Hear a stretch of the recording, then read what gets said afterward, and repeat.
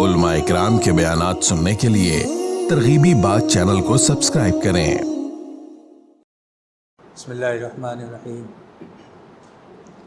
الحمدللہ رب العالمین، والصلاة والسلام علی سید الانبیاء والمرسلین وعلی آلہ واصحابہ اجمعین، اما بعد، فقد قال اللہ تبارک و تعالی فی القرآن المجید: اعوذ باللہ من الشیطان الرجیم، بسم اللہ الرحمن الرحیم۔ انا انزلناه فی لیلۃ القدر وما ادراک ما لیلۃ القدر لیلۃ القدر خیر من الف شہر تنزل الملائکۃ والروح فیہا بإذن ربہم من کل امر سلام یا حتی مطلع الفجر۔ صدق اللہ العلی العظیم۔ محترم بزرگوں اور عزیز ساتھیوں، رمضان المبارک کا آدھا مہینہ تقریباً گزر چکا ہے۔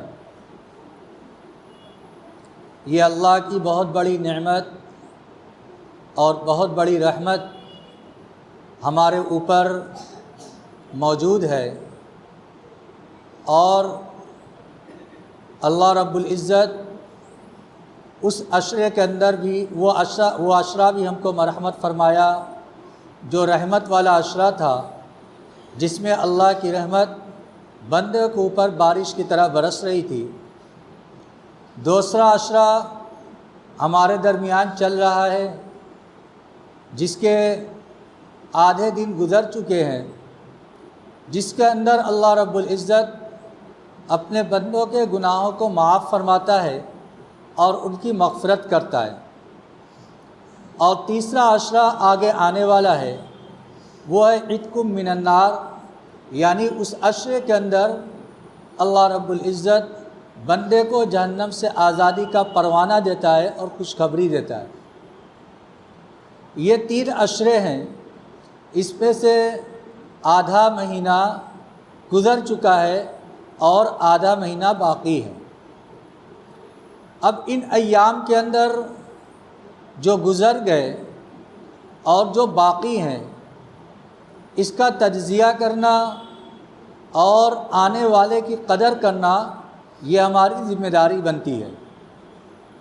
چنانچہ دوسرا عشرہ جب اختتام پذیر ہوگا تو اس کے بعد آخری عشرہ انتہائی قیمتی اور اللہ کے نزدیک اس کی انتہائی اہمیت ہوگی۔ وہ اہمیت اور وہ عظمت کیوں ہے؟ وہ اہمیت اور وہ عظمت اس لیے ہے کہ اللہ رب العزت نے آخری عشرے کے اندر ایک رات رکھی ہے، جس رات کو شب قدر کے نام سے جانا جاتا ہے، اور اس رات کی عبادت کرنا اللہ رب العزت کے نزدیک 1000 مہینے کی عبادت کرنے سے بہتر ہے۔ اب سوچیں، کوئی ایک آدمی 1000 مہینوں کی راتوں میں عبادت کرے، اس سے بہتر یہ ہے کہ اس ایک رات کی عبادت اس کو میسر ہو جائے۔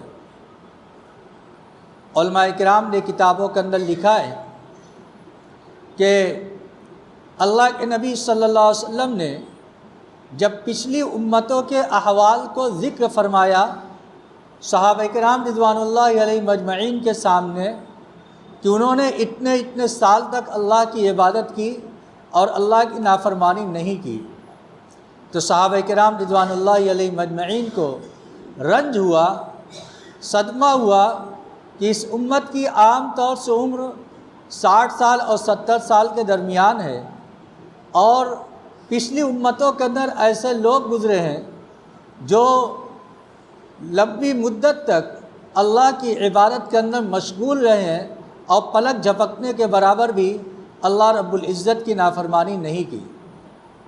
جب اس بات کو صحابہ کرام رضوان اللہ علیہ مجمعین نے سنا تو ان کو فطرتاً صدمہ ہوا، کاش کہ ہماری عمر بھی اتنی ہوتی تو ہم بھی اللہ کی عبادت کے اندر ان اوقات کو گزار دیتے اور لمحہ برابر بھی اللہ کی نافرمانی نہ کرتے۔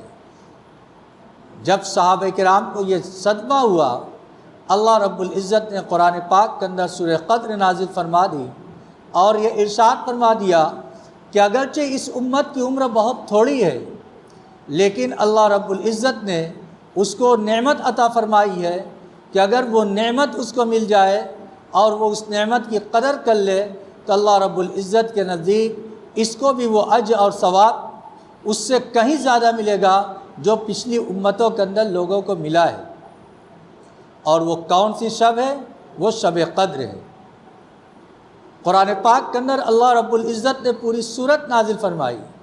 حدیث کے اندر اللہ کے نبی صلی اللہ علیہ وسلم نے ارشاد فرمایا، جو شخص شب قدر میں ایمان اور ثواب کی امید رکھتے ہوئے اللہ رب العزت کے سامنے کھڑا ہوگا، یعنی عبادت کے اندر مشغول رہے گا، اللہ رب العزت کو یاد کرے گا، نماز کا اہتمام کرے گا، تلاوت کا اہتمام کرے گا، تو اس کو کیا ملے گا؟ اس کے گناہوں کو اللہ رب العزت معاف فرما دے گا۔ ایک بندہ کیا چاہتا ہے؟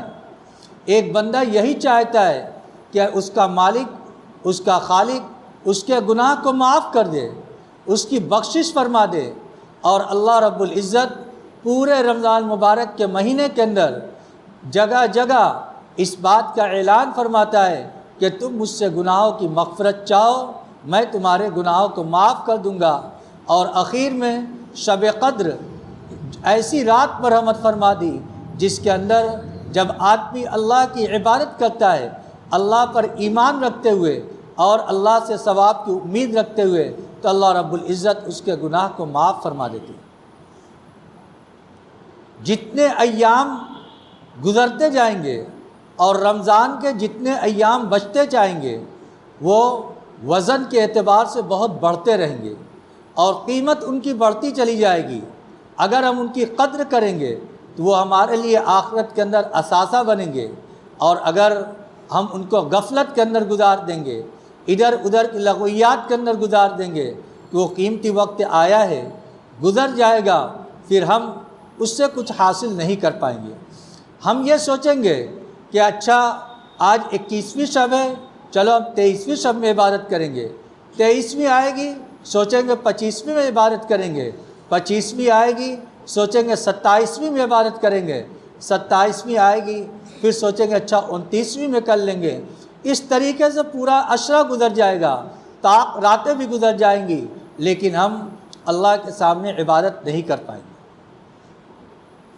علماء کرام نے کتابوں کے اندر مثال دے کر سمجھایا ہے کہ مثال کے ذریعے سے بات اچھی طرح سمجھ میں آتی ہے کہ ایک شخص کے پاس بہت بڑا باغ تھا اور باغ کے اندر ہر طرح کے میوے، ہر طرح کے پھل لگے ہوئے تھے۔ اس نے ایک شخص کو کہا کہ تم اس باغ کے اندر جاؤ اور اس سے جتنے پھل اور جتنے میوے تم توڑ لوگے، چن لوگے، وہ تمہارا ہوگا، لیکن ہماری شرط یہ ہے کہ جس باغ سے تم آگے گزر جاؤ گے پھر ادھر پیچھے نہیں آ سکتے۔ اس شخص نے سوچا کہ بہت آسان ہے، یہ تو بہت مشکل ہے نہیں۔ چنانچہ وہ باغ کے اندر گیا اور جانے کے بعد باغ کو دیکھا تو اس میں ہر طرح کے پھل، ہر طرح کے میوے لگے ہوئے تھے۔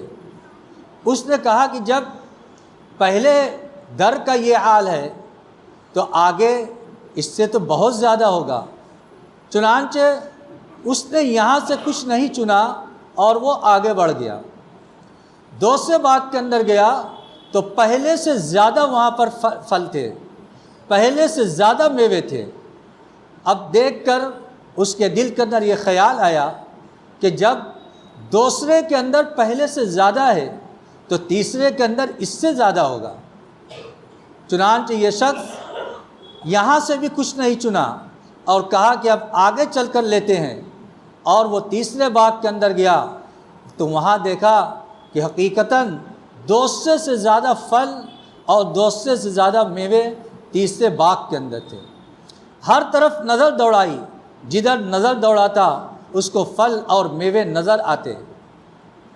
اب اس نے دل کے اندر یہ سوچا کہ جب تیسرے کا یہ حال ہے تو چوتھے کے اندر اس سے زیادہ ہوگا۔ چنانچہ وہ چوتھے کے اندر گیا، اور چوتھے کے اندر جب جاتا ہے تو دیکھتا ہے کہ اس سے بھی زیادہ پھل اور اس سے بھی زیادہ میوے وہاں پر موجود ہیں۔ لیکن وہ شخص اس امید کے اوپر کہ اگلے باغ کے اندر اس سے زیادہ ہوگا، یہاں سے بھی کچھ نہیں چنتا اور اس خالی ٹوکرے کو لے کر 5ویں باغ کے اندر جاتا ہے۔ جب 5ویں باغ کے اندر جاتا ہے تو وہاں پر دیکھتا ہے کہ یہاں پر کسی طرح کا کوئی پھل اور میوے کا تو نام و نشان بھی نہیں۔ اب وہ حسرت اور افسوس کرتا ہے کہ میں نے کیوں نہ پہلے چن لیا، تاکہ میں آج حسرت اور افسوس کے اندر نہ ہوتا، کیونکہ شرط یہ تھی کہ جس باغ سے گزر جاؤ گے ادھر پیچھے نہیں آ سکتے۔ اب جب 5ویں کے بعد 6ٹھے کے اندر جاتا ہے تو اس سے زیادہ کانٹے، اس سے زیادہ چٹیل میدان، اس سے پیڑ خالی ہوتے ہیں، وہاں پر کسی طرح کا کوئی پھل نہیں ہوتا۔ پھر 7ویں کے اندر جاتا ہے تو وہ ناکام اور نامراد ہوتا ہے۔ پھر وہ اپنے اس عمل کے اوپر حسرت اور افسوس کرتا ہے، کاش کہ میں نے پہلے باغ سے بھی لے لیا ہوتا، دوسرے سے بھی لے لیا ہوتا، تیسرے سے بھی لے لیا ہوتا، چوتھے سے بھی لے لیا ہوتا، تو آج ہمیں یہ افسوس کا دن نہ دیکھنا پڑتا۔ ہائے ہماری ہلاکت، ہائے افسوس، اس کو اپنے اوپر افسوس ہو رہا ہے، کیونکہ اس کے اندر غلطی خود اس کی ہے، اس کے اندر غلطی باغ والے کی نہیں، اس کے اندر اس کو بھیجنے والے اس کے مالک کی نہیں، بلکہ غلطی اس چننے والے کی ہے کہ اس کے دل کے اندر یہ بات آئی، چلو ہم آگے سے لیتے ہیں، چلو ہم آگے سے لیتے ہیں۔ اس کا نتیجہ یہ ہوا کہ آخری باغ کے اندر پہنچ گیا، لیکن اس کو کچھ بھی نہیں ملا۔ کہیں ایسا نہ ہو کہ ہمارا حال بھی اس شخص کی طرح ہو جائے، ہم یہ سوچ رہے ہوں کہ پہلے عشرے کے اندر کچھ نہیں ہوا، چلو دوسرے عشرے کے اندر کچھ نہ کچھ کر لیں گے، دوسرے کے اندر کچھ نہیں ہوا، چلو تیسرے کے اندر کچھ نہ کچھ کر لیں گے۔ لیکن جب تیسرا عشرہ آیا تو ایسے طریقے سے ہم مصروف ہو گئے، دنیاوی چیزوں کے اندر مشغول ہو گئے کہ پھر اس کے بعد پورا عشرہ گزر گیا اور حسرت اور یاس کے علاوہ ہمارے مقدر کے اندر کچھ نہیں جڑا۔ اس لیے ہمیں اپنے ان اوقات کی قیمت کا اندازہ لگانا چاہیے کہ جو وقت ملا ہے ہمیں اس وقت کی قدر کر لینی چاہیے، اس کو کل کے اوپر نہیں ٹالنا چاہیے، کیونکہ کل کا انسان کا کوئی بھروسہ نہیں۔ اسی وجہ سے اللہ کے نبی صلی اللہ علیہ وسلم رمضان مبارک کے مہینے کی ہر عشرے کی فضیلت آپ نے الگ الگ ذکر فرمائی۔ ایسا نہیں کہ رمضان کی فضیلت کوئی نہیں جانتا، پہلے عشرے کی فضیلت کوئی نہیں جانتا، اعتکاف کی فضیلت کوئی نہیں جانتا، شب قدر کی فضیلت کوئی نہیں جانتا، ہر ایک جانتا ہے، پھر بھی اس کا بار بار تذکرہ کیا جاتا ہے، اس کا مذاکرہ کیا جاتا ہے۔ اس کا مذاکرہ اس لیے کیا جاتا ہے تاکہ یہ وقت آنے سے پہلے ہم اس کے لیے پوری طرح تیار رہیں۔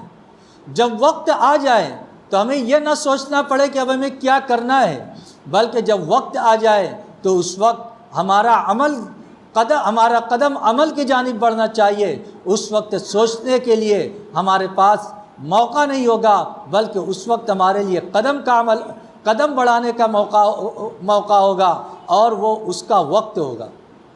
چنانچہ اسی کے پیش نظر رکھتے ہوئے آخری عشرہ کے اندر شب قدر کی تلاش میں اللہ کے نبی صلی اللہ علیہ وسلم سے جو عمل ثابت ہے، وہ حدیث کے اندر آتا ہے کہ ایک مرتبہ آپ نے پہلے عشرے کا اعتکاف فرمایا، پھر دوسرے عشرے کا اعتکاف فرمایا۔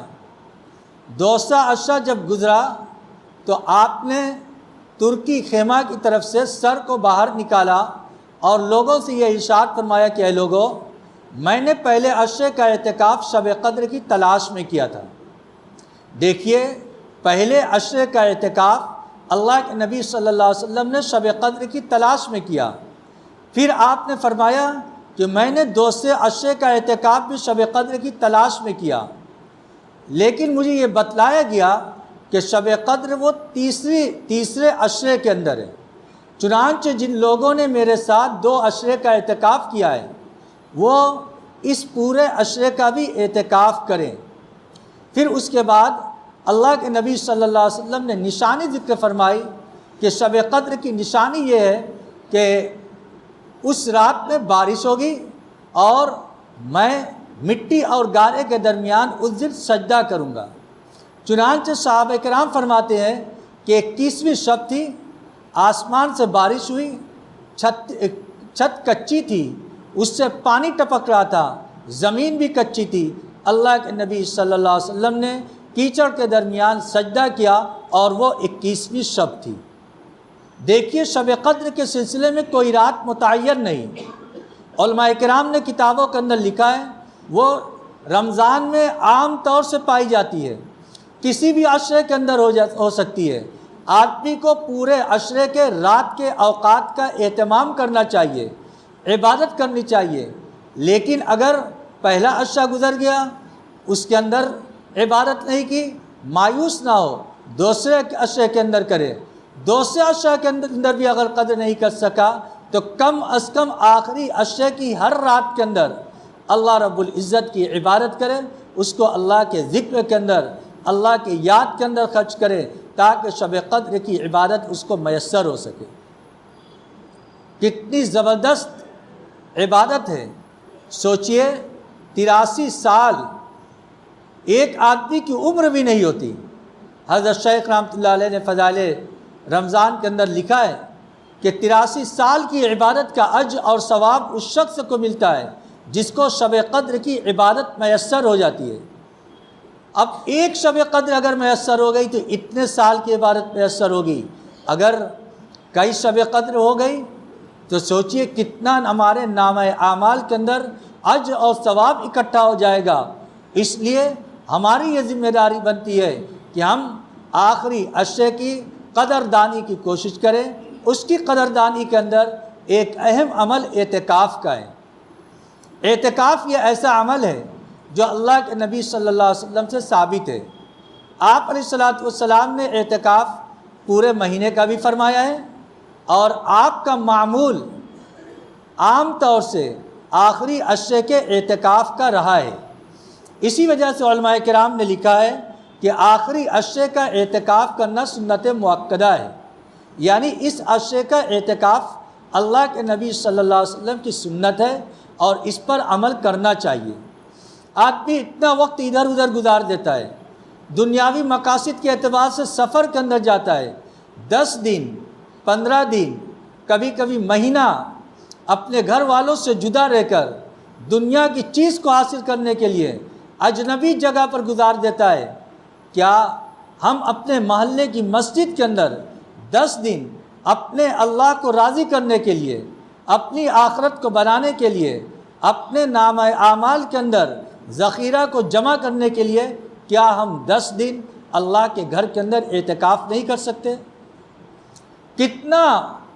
کتنی چھوٹی مدت ہے، صرف 10 دن آدمی اللہ کے گھر کے اندر رہے گا، اور اس کا اجر اور ثواب کیا ہے کہ جب آدمی اعتکاف کے اندر ہوتا ہے تو وہ گناہ سے بالکل پاک اور صاف ہو جاتا ہے۔ اعتکاف کی حالت کے اندر آدمی مسجد کے اندر ہوتا ہے، کوئی عمل نہیں کر رہا ہے، آرام کر رہا ہے، سو رہا ہے، تو ظاہر سی بات ہے کہ انسان کا یہ فطری عمل ہے، اس کو نیند بھی آئے گی، سوئے گا، مسجد کے اندر بیٹھا رہے گا، لیکن جس حالت کے اندر رہے گا سب حالت کے اندر اللہ رب العزت کی عبادت کا اجر اور ثواب اس کے نام اعمال میں لکھا جائے گا۔ سوچئے ایک آدمی سو رہا ہے، اپنی ضرورت پوری کر رہا ہے، فطری عمل ہے، لیکن اس کے باوجود یہ سونے کا عمل اس کا عبادت شمار کیا جائے گا۔ کچھ بھی نہیں کر رہا ہے، صرف بیٹھا ہوا ہے، تب بھی یہ عمل اس کے لیے عبادت شمار کیا جائے گا۔ دیکھیے رمضان المبارک کے مہینے کے اندر اعتکاف جو اللہ کے نبی صلی اللہ علیہ وسلم کی سنت ہے، اس کا کتنا بڑا اجر اور کتنا بڑا اس کا ثواب ہے۔ آج ہمارے معاشرے کے اندر عام طور سے اعتکاف کی اس سنت کے اوپر عمل نہیں ہے۔ نوجوان طبقہ یہ سوچتا ہے کہ ہم تھوڑے بڑے ہو جائیں گے تب اعتکاف کریں گے۔ جو تھوڑے بڑے ہو جاتے ہیں وہ سوچتے ہیں کہ ہمارے ذمہ اتنا کام ہے کہ ہم مسجد کے اندر نہیں بیٹھ سکتے. جو بہت اور زیادہ بڑے ہو جاتے ہیں وہ جو کام والے ہوتے ہیں وہ سوچتے ہیں تھوڑا خالی ہو جائیں گے تب اعتکاف کریں گے. لیکن جب خالی کی عمر کو ہوتے ہیں تو وہ کہتے ہیں کہ ہمارے پاس اتنی بیماریاں ہیں کہ اعتکاف کے لیے جو چیز ضروری ہے ہم اس کے اوپر پورے نہیں اتر رہے ہیں، اس لیے ہم اعتکاف نہیں کر پا رہے ہیں. کم عمر کے اندر نہیں کیا، اس لیے کہ ہم بڑے ہوں گے تو کریں گے. بڑے ہونے کے بعد یہ سوچا کہ ہمارے پاس اتنے مشاغل ہیں، تھوڑا خالی ہو جائیں گے تو کریں گے. لیکن جب اللہ نے خالی کر دیا تو پھر اس کے بعد ایسے آزار اور ایسی بیماریاں لاحق ہو گئی کہ پھر اس کے بعد آدمی چاہ کر بھی اعتکاف نہیں کر پا رہے. اس لیے اللہ رب العزت نے یہ عمر عطا فرمائی ہے. معلوم نہیں اگلا رمضان ہمیں مقدر میں ہے یا نہیں.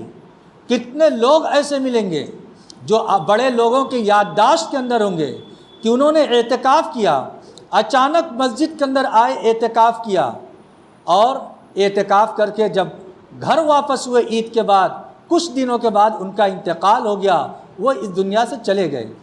کون سی چیز تھی ان کے مقدر کے اندر؟ وہ آخری اعتکاف تھا عمر کے اندر، جس کی بنیاد پر ان کی یہ زندگی بڑی اچھی بن گئی اور رمضان مبارک ان کے لیے خیر کا ذریعہ بن گیا. ہم بھی سوچیں کتنے لوگ ایسے تھے جو پچھلے رمضان میں ہمارے ساتھ موجود تھے.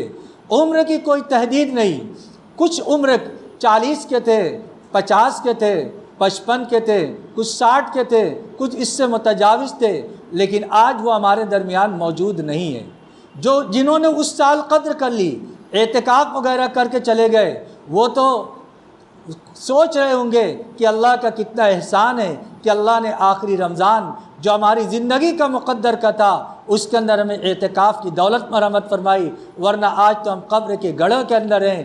اگر ہم نہ کیے ہوتے تو اس کا حسرت اور اس کی حسرت اس کا افسوس ہوتا. آج اللہ رب العزت نے ہمیں موقع عطا فرمایا ہے. کب ہماری آنکھ بند ہو جائے گی ہم نہیں جانتے. اس لیے اس اعتکاف والے عمل کی اہمیت کو سمجھیں اور اس کی عظمت کا اندازہ لگائیں اور اپنے بارے میں یہ سوچیں کہ نامعلوم اب ہماری زندگی کتنی باقی ہے کتنی نہیں ہے، اس کے بارے میں ہم نہیں جان سکتے. اللہ نے اگر ہمیں توفیق بخشی، اگر آدمی ارادہ کرتا ہے، کسی چیز کے بارے میں سوچتا ہے تو اللہ رب العزت اس کے لیے راستے کو آسان فرماتے ہیں. ایک آدمی جب سوچتا ہی نہیں تو پھر اس کے بعد کہیں آدمی کو جانا رہتا ہے تو پہلے سوچتا ہے، قدم بڑھاتا ہے، پھر اس کے بعد وہ چلا جاتا ہے. لیکن جانے کے واسطے سوچتا تو ہے لیکن قدم نہیں بڑھاتا تو پھر اس کے بعد وہ شخص پہنچ نہیں پاتا. اگر ہم چاہتے ہیں کہ اعتکاف کریں، ارادہ کریں، اس کے لیے تدبیر اختیار کریں، اللہ رب العزت اس کے بعد ہمارے لیے سارے اسباب کو مہیا کرے گا. اللہ رب العزت ہم سب کو کہنے سننے سے زیادہ عمل کی توفیق عطا فرمائے. وآخر دعوانا الحمدللہ رب العالمین. مزید علماء کے بیانات سننے کے لیے ترغیبی بات چینل کو سبسکرائب کریں. جزاک اللہ.